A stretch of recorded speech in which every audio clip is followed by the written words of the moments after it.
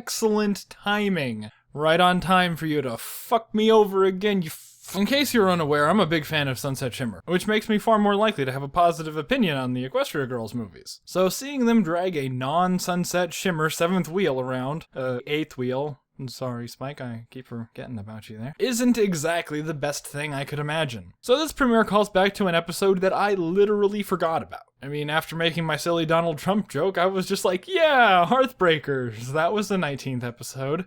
Wait, and then my account got a strike. But the long story short is that Shining Armor's protection spell didn't work in that way after all. We're having a baby!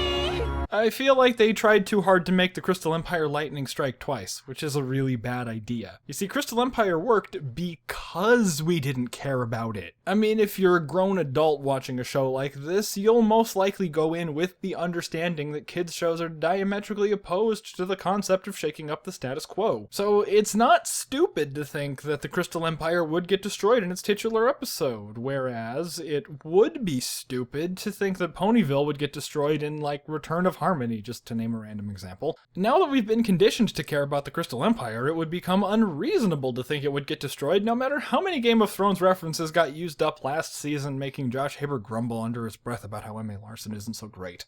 So what? This episode falls into the two-parter trap of being literally impossible to give a fuck about, but after 6 long years, giving a fuck isn't exactly why we're here now, is it? There's a baby alicorn! See previous line of script.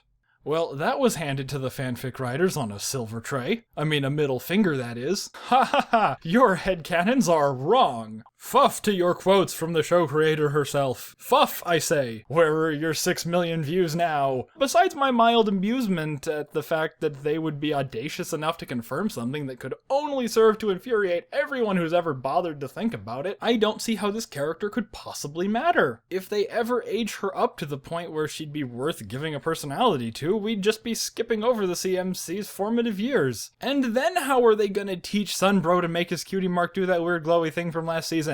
Wanna just focus on helping others find their cutie marks? Yeah! You don't know what it was like at magic school.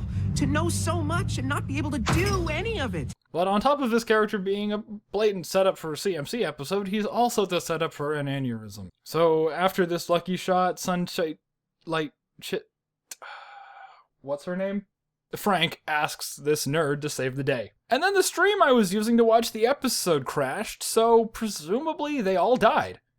Kind of a harsh way to start off the season, guys.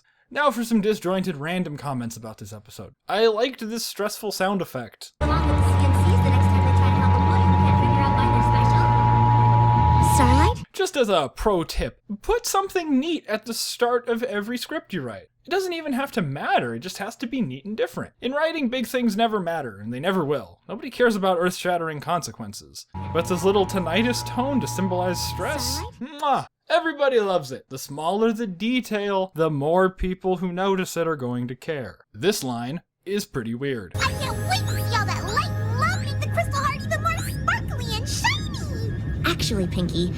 Actually is the wrong conjunction. Twilight means furthermore.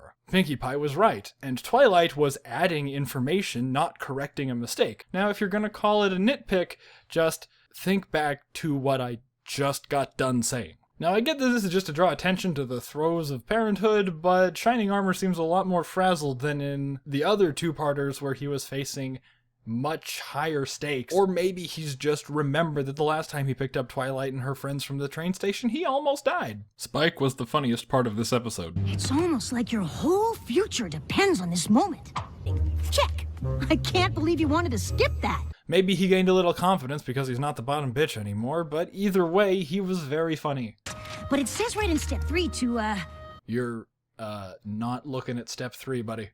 Oh, here, newborn baby. Suck on my filthy hoof. I've been walking around on the dirty floor all day. That's healthy. Now Pinkie Pie throwing the baby doesn't seem so bad.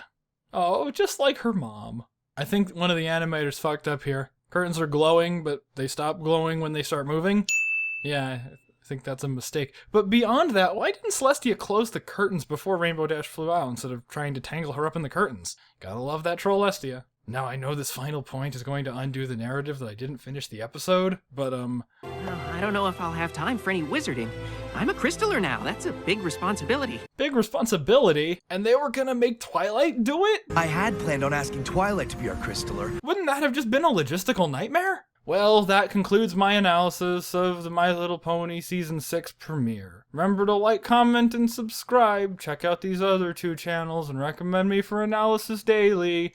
Don't forget to support me on Patreon.